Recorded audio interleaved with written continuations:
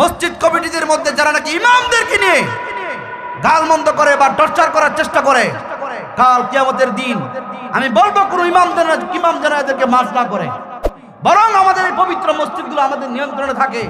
ওই জায়গাগুলোর মধ্যে কিছু সুদখোর আর ঘুষখোর এসে সভাপতি হয়ে আমাদের উপর উল্টা নির্যাতন করে, কথা কোন ঠিক কিনা? মসজিদ কমিটিদের মধ্যে যারা নাকি ইমামদেরকে নিয়ে গালমন্দ করে বা টর্চার করার চেষ্টা করে, কাল কিয়ামতের দিন আমি বলবো কোন ইমাম যেন এদেরকে মাফ না করে, কথা কোন না কেন? বড় দুঃখের বিষয়, আমরা আলেম মানুষ, আমরা কোন গ্যাঞ্জাম পছন্দ করি?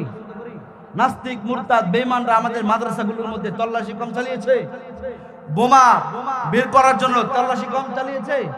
কোত্থেকে বের করবে, কোত্থেকে বের করবে? সেখানে তো গভীর রজনীতে যখন রাত ৩টা ৪টা বেজে যায়, আমাদের বাচ্চাগুলো সুন্দর করে ওযু করে আল্লাহর দরবারে দোয়া করে, রব্বানা যালামনা আনফুসানা ওয়া ইল্লাম তাগফির লানা ওয়া তারহামনা লানাকুনান্না মিনাল খাসিরিন।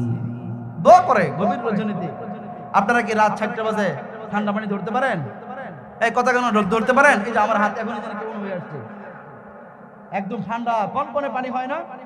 আমাদের বাচ্চাগুলো, মাসুম বাচ্চাগুলো যারা হাফজ পড়ে, এই যে বিশ্বজয়ী হাফেজের নাম শোনেন, এই শুনেন সেই শুনেন, তারা গভীর রজনীতে এই শীতের মধ্যে 4টা 25 ঘুম থেকে উঠে তারপর ঠান্ডা পানি দিয়ে ওযু করে তারপর তারা কোরআন তেলাওয়াত করার জন্য বসে। আল্লাহু আকবার।